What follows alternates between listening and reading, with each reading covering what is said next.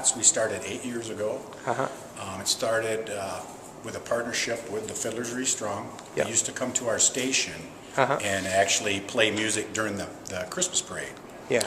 Well, it was awful cold to Yeah. do that with their instruments. Yeah. And we decided we needed something bigger and better. So we got together. They got with the school. We now go to the Ellen Ewing Performance Theater. We included the choirs, the middle school, you know, everybody we could.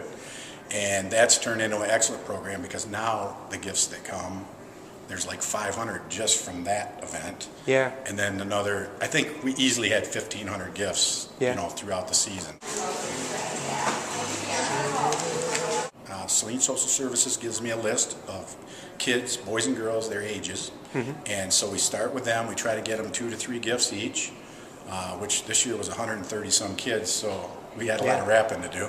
And then everything else we send to Ann Arbor to the Southeast Toys for Tots, where it's distributed and to other folks in Washtenaw County. But everything stays here and then in Washtenaw County. That's a big one.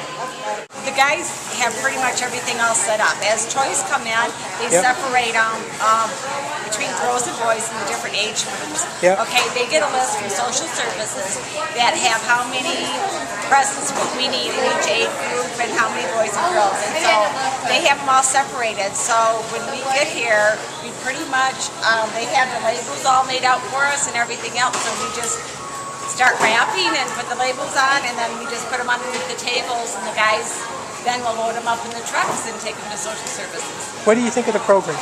I think it's great. I mean, I was amazed at how many families just need Celine. How many kids need toys, and I think it's great that we're helping out our community. We start at 12 o'clock, and we find a table that is not already taken. Mine happens to be girls 8 to 12, or 8 to 10, it's 8 to 10.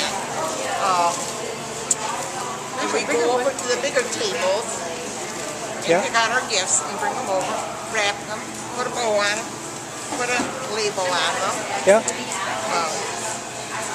And we're probably here until about 3 o'clock. Tell me why you take the time out of your day to do this every year. Because I'm a grandmother and I love giving back.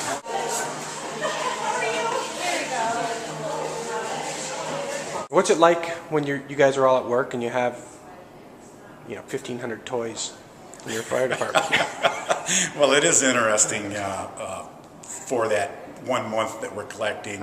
Everybody has to tiptoe around the gifts and try not to get them wet when we're washing our trucks and that kind of thing. But you know what? It's like today when we delivered them, there were families up there waiting, and it's such a great feeling to fill the social services building chock full of toys and and I took Fiddler.